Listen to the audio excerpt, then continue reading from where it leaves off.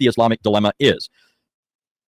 Underlying the dilemma, giving rise to it, is the claim that the Quran confirms that the previous scriptures, the scriptures that were given prior to the Quran, that those scriptures were preserved, right? They were transmitted faithfully in history all the way up to the time of Muhammad, and those preserved scriptures were in the possession of Jews and Christians and Jews were still expected to look to them as authoritative revelations from God. They were to judge by them as the uncorrupted word of God.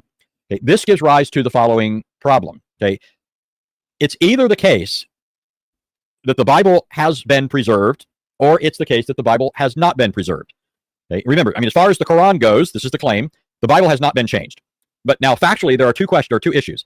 It's either the case that the Bible has been preserved, as the Quran says, or the Bible has been corrupted. Either direction you go with that is the death knell of Islam.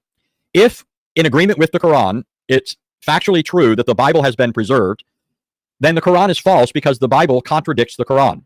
And so if the Bible that the Quran confirms as the word of God contradicts the Quran's theology and ethics and a thousand other things besides, well, then the Quran is ipso facto false.